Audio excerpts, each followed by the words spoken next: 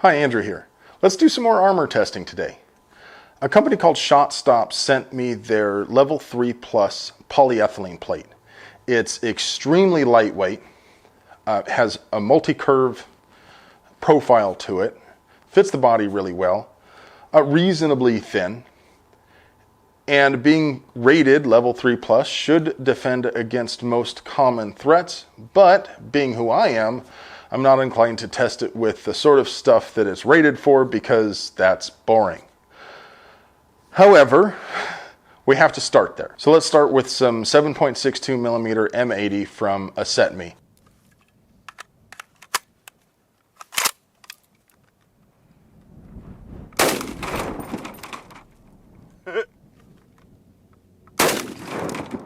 It shouldn't be any surprise at all that this plate was able to stop 7.62 M80, since level 3 plates are supposed to stop 7.62 M80, and this is a level 3 plus plate.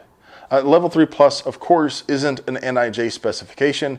It's just an indication from the manufacturer that this plate can do a bit more than that threat level.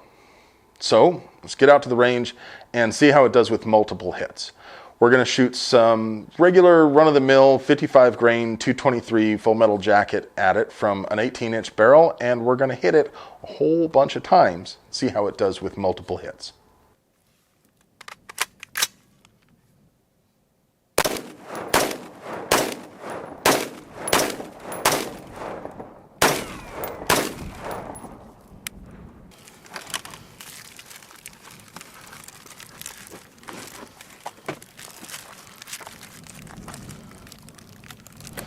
There's a lot of back face deformation on this shot here. That split this back cover, but nothing actually went through. Okay, again, it's not so surprising that it was able to stop 223 55 grain. It should be able to stop that, but it is fairly impressive that it's able to stop so many hits. That very last hit there, I thought it actually defeated it. I thought it hit on the edge, but as it turned out, I actually missed the plate and hit the gel.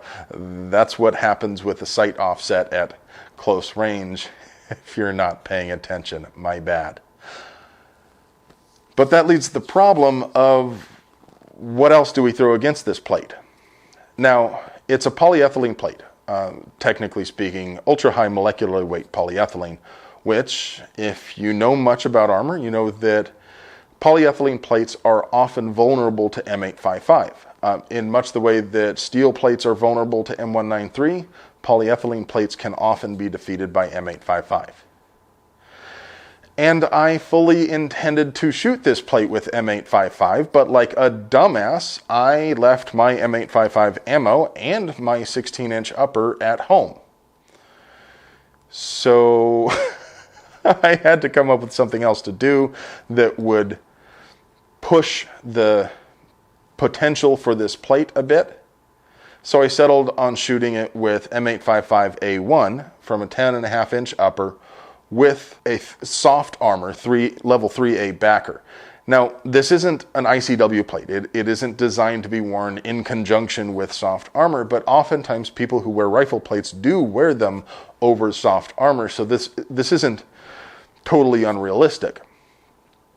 And of course, M855A1 isn't super popular out there, but it does give a little bit of an example of what could happen. And M855A1 is pretty much a worst case scenario. There really isn't anything in 5.56 out there that's more penetrative other than actual true armor piercing ammo like 993 and 995. So let's get out to the range. You shoot M855A1, 10.5-inch upper, against the ShotStop level 3 plus polyethylene plate with a ShotStop level 3A soft armor backer in conjunction.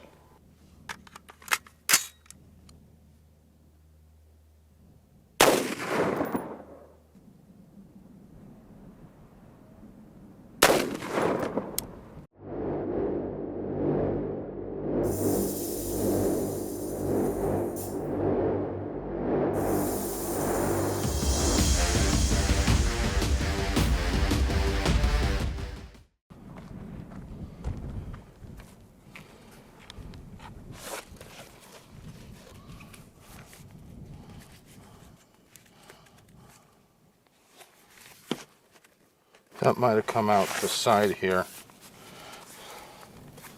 This one. Okay, so entrance is here. Bullet mostly stopped here. There are pieces here. It looks like it came out the back here, but there's no tracking the gel behind it. This hit here. Let's hit this way. Looks like the bullet came into this soft backer here and skipped up, because impact would have been right here. And again, there's nothing in the gel. I think it's stopping them. I need to get one right in the middle. Unfortunately, it's been damaged here already. So if it doesn't stop it, it won't be very conclusive.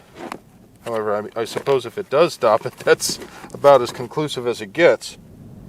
Let me reset and try another shot.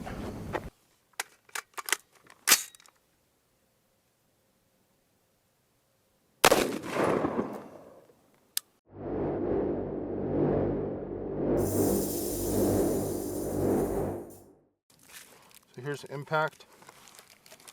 Holy crap. It did stop it.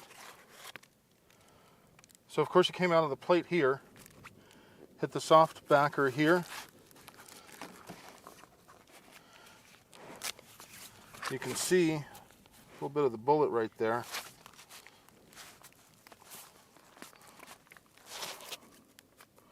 That is insanely impressive. I fully expected M855A1 to punch right through this. Okay, so that was actually really surprising to me. I fully expected it to perforate that plate. In fact, I was so surprised by it that I didn't really believe the results the first 2 times, and I shot it 3 times to be really, really sure that that's what was actually happening.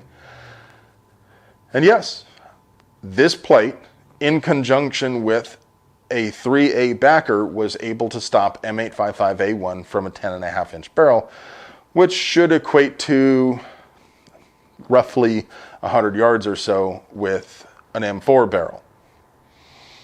Give or take, that's off the top of my head. I'm sure you ammo nerds can run some numbers on it and get the exact distance. That's super impressive. Of course, this plate is not intended to be worn in conjunction with soft armor, and it's not intended to or rated for M855A1, but this does speak to the ability of the plate. That's really, really impressive.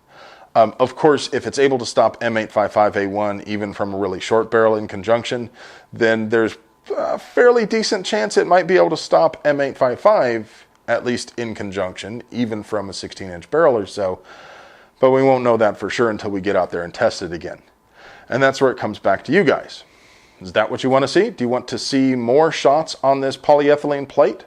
Do you want me to get out there and shoot the polyethylene plate with 16 or 20-inch barrel?